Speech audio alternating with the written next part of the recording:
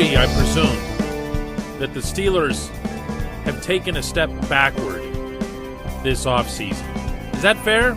I don't know how else you could describe losing Bud Dupree, Mike Hilton, Steven Nelson, a couple of guys off the offensive line without saying that they took a step backward. But what if one really important position took an unexpected step forward? Good morning to you. Good Thursday morning. I'm Dan Kovacevic of DK Pittsburgh Sports, and this is Daily Shot of Steelers. Comes your way bright and early every weekday morning. If you're into hockey and or baseball, I offer up daily shots of Penguins and Pirates. I'm talking about the wide receivers. Actually, the term "what if" applies to each one of these guys in an individualized way. Because all three of the starters, and I could throw in James Washington as well as the fourth guy, have visibly untapped potential. The question is, how do you get it all? How do you get everything that you, I was going to say want, but might be what you need? Because, again, if the team overall has taken a step backward, people within have to take a step forward. When I think of this receiving core and untapped potential, I'm going to start with the guy who's supposed to be the number one, who's supposed to be the most gifted of the group, and that's Juju Smith-Schuster. Nothing to do with any of the social media, TikToks, blah, blah, blah, blah, blah. I'm talking about football here.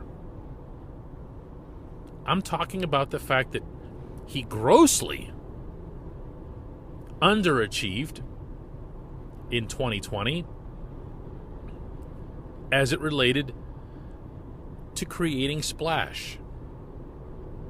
If you go back to rookie Juju, yeah, he made some catches downfield and he made things happen on longer range type routes. But for the most part, when you think of the impact that Juju had, what had him immediately vault into stardom, and it was that, like right off the bat, never ever forget that he was included in that NFL 100 TV ad. Remember that thing? I mean, all these legends, and there's, even among the Steelers, there's Mean Joe and Franco and Juju. And I get that some of that was done because the league was looking for a current face, someone who was young and fresh and exciting, and Juju's engaging on social media and everything like that. But there also, there was a subtext that this is a potentially great football player. I'm willing to give the benefit of the doubt that Juju was held back in part, maybe in large part, by the knee injury that I reported on recently for DK Pittsburgh Sports. He was having the knee drained every Friday before games. He was being held out of practices. And although neither he nor the team would discuss it in any kind of detail, it would be really safe and I think fair to suggest that it would have held him back. Otherwise, why was he being held out of practices and why was he having the thing drained? He couldn't possibly have been at full capacity. No chance. So when you think of those 75-yarders, 80-yarders that he had in 2018, you'll remember the one in Denver. You'll remember another one against Cleveland. And he'd look like the moment he got the ball in any kind of space, he was a threat to score. And this despite, if you go back to his combines and pre-draft evaluations, not necessarily having the most breakneck, straight-ahead speed.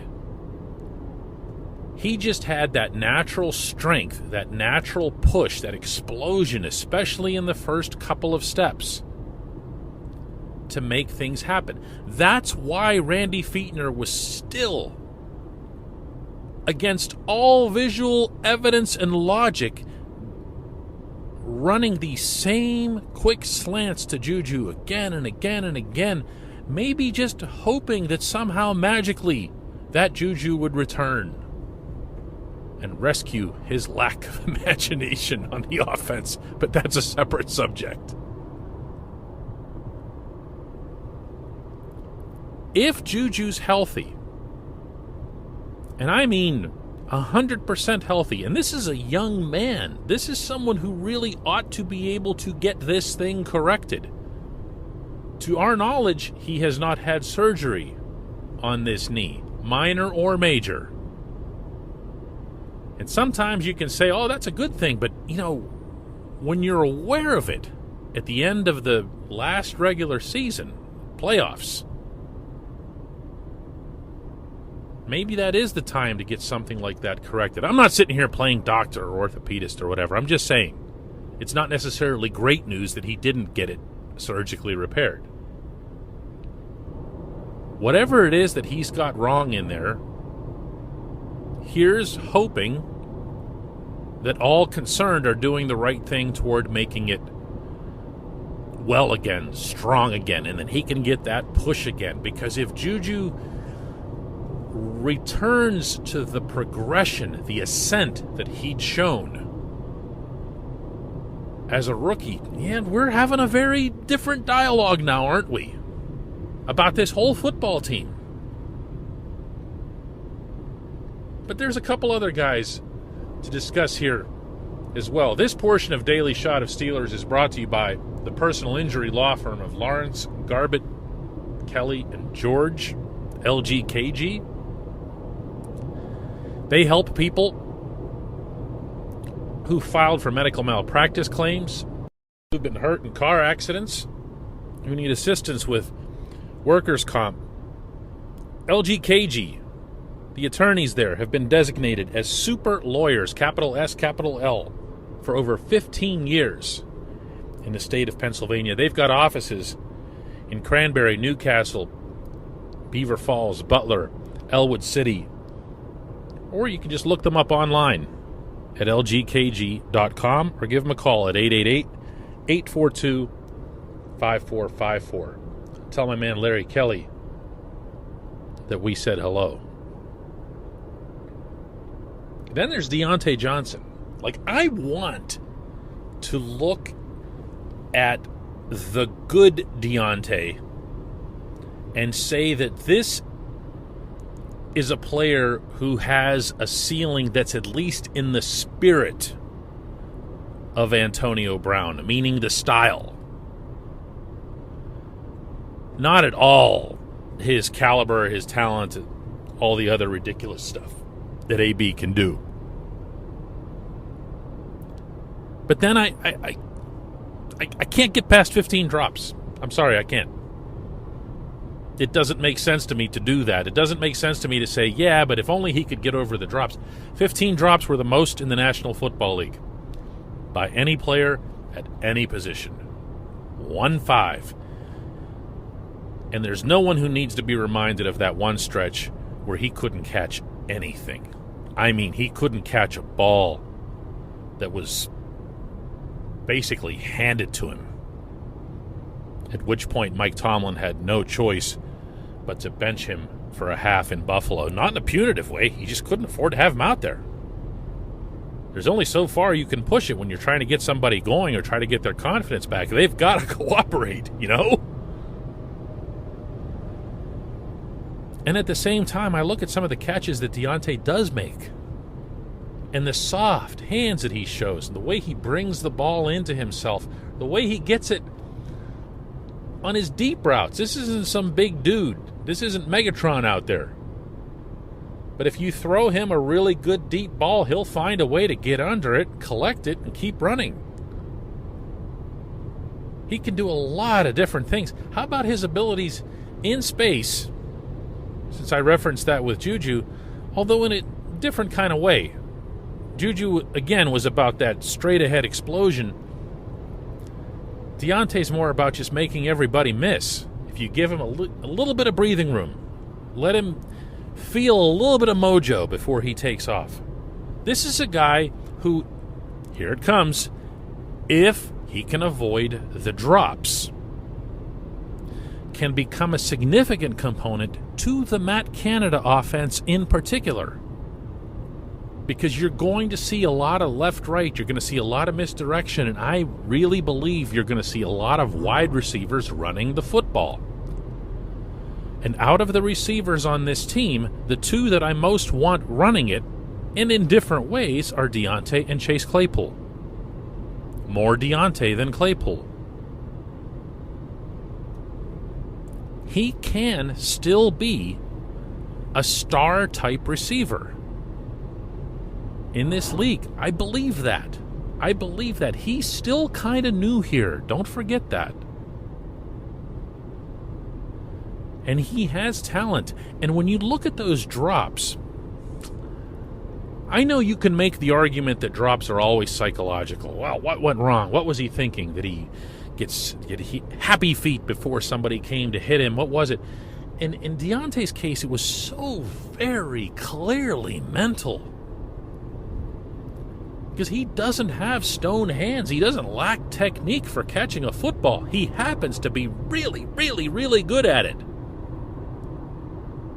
So he's got a hurdle that he has to climb. And if, here's my term again, if he does, awesome. Awesome. Totally different dialogue. Now we've got, how many? Juju's going, Deontay's going. Sounds great. And then there's the other guy, who might be the biggest variable, in a good way, in the equation. But I believe that Claypool has a couple of what-ifs in his mix, one of whom isn't him. It's Ben Roethlisberger. For the Steelers to get the most out of Claypool, Ben's got to throw downfield. Now, within that, Ben's also got to be able to trust his line, not feel like he has to get rid of the ball in 2.7 seconds, take his time, put it up there, let Chase go fight for it. Which brings me to the second one, which is that Chase has to go fight for it. I wasn't crazy about his combat catchiness, if you will, in 2020. Occasionally we'd see it. We definitely saw it in the opener at East Rutherford. Remember that catch down the right sideline against the Giants that had like this ridiculous degree of difficulty per the new next-gen stats? I think it had something like a 15% chance of being caught, and he comes down with it and gets his tippy toes inside the sideline. Pretty stuff. Didn't see a lot of that over the season. Didn't see him go up and really, really battle for the football the way James Washington does. But we saw a lot of other things from Claypool, and we did see some of that breakaway speed that I've been describing with the rookie Juju. There are different ways that Claypool can be utilized too. He can become a bigger part of the short game, and as I mentioned, he also can become part of the running game. No reason not to. No reason not to. The one thing that's the what if with Claypool that I think is the most controllable here is that he can continue to put on strength, if not necessarily weight, in the upper body. Mike Tomlin loves to talk about how rookies never, ever, ever, ever show up in the NFL in NFL shape. No matter what kind of college programs they're in, it's just not the same as NFL conditioning. But Claypool did okay in that regard. the Steelers tried to mitigate that by not using him as much in the middle of the season, if you'll recall, because they were worried that he'd wear down. He'd never played that many games, and again, he didn't show up in NFL shape. Not a criticism. It's just the gap between colleges and the big time. If he can do those things, if, and the Steelers once again throw the deep ball and have a deep threat, different discussion, my friends. Lots of ifs, but also lots of possibilities. And I'm not even touching on James Washington. If you've been listening to me for a while, you know how strongly I feel about him. I don't know that he should be a 4 on this team. Ideally, he is a 4 on this team because the other 3 do have higher ceilings. But let's see them. Let's actually see them. When we come back, just one question.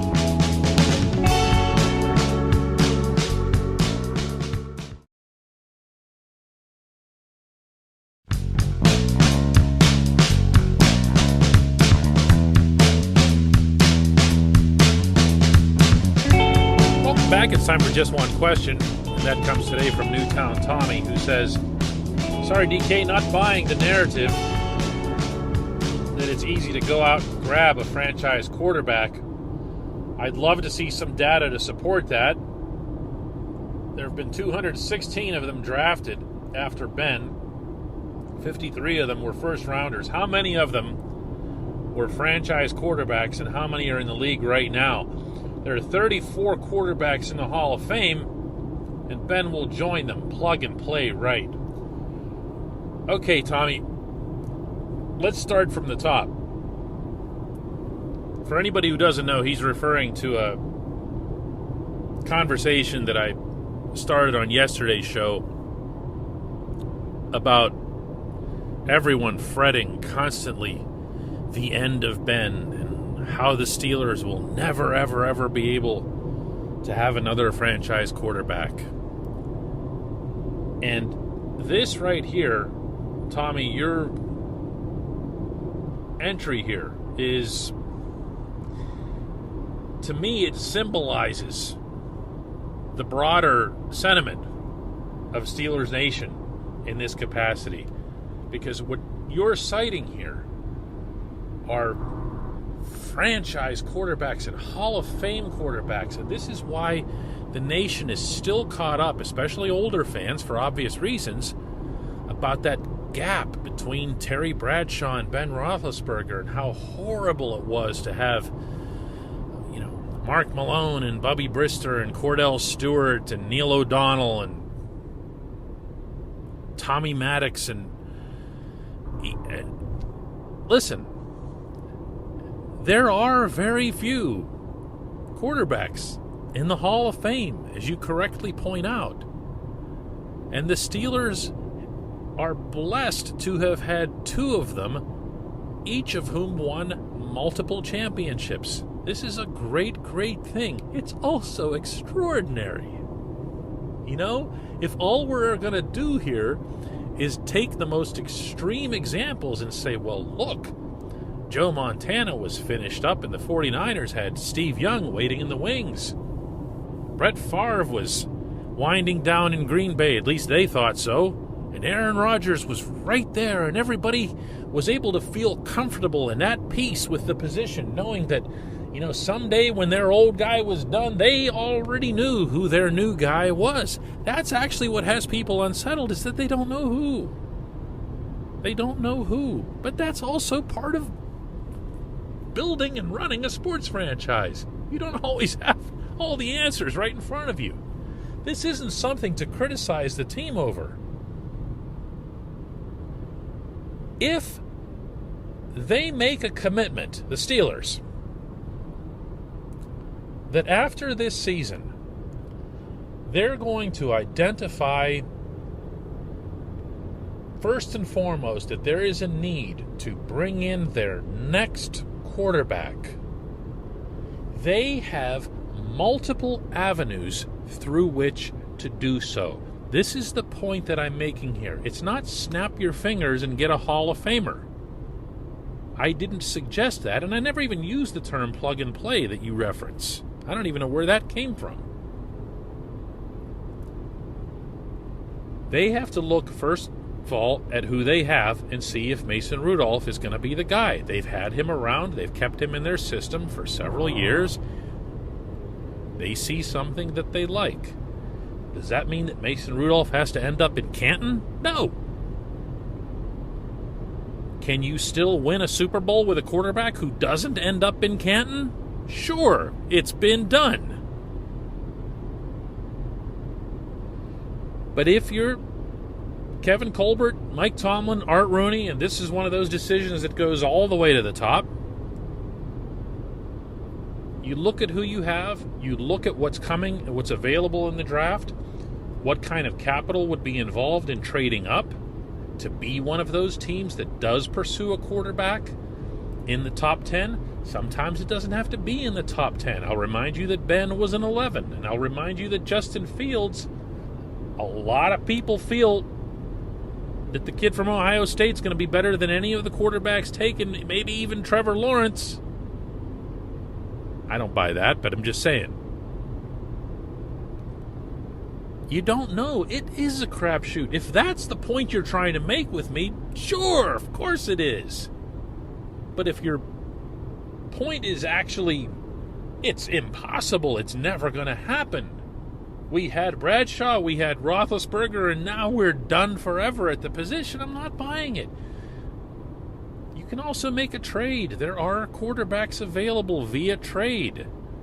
There are quarterbacks that fall into situations that don't suit them somewhere else. Would you take Deshaun Watson? I'm not saying that he's going to be available. I'm not saying he's not going to be in jail with some of his recent problems. But who would have ever thought that there'd be any circumstance that Deshaun Watson would have had his name come up as a possibility to be moved at his age? These things happen. You just have to kind of wait them out. Not kind of, you have to wait them out. Colbert and Tomlin and Rooney are all going to have to wait this one out, unless they think it's Rudolph. I'm not anywhere near sold on that. But I'm at least open to it. Let's see. It's my only point here. It's not the end of the world. That's it. I appreciate the question, Tommy. I appreciate everybody listening to Daily Shot of Steelers. We'll have one more of these this week tomorrow.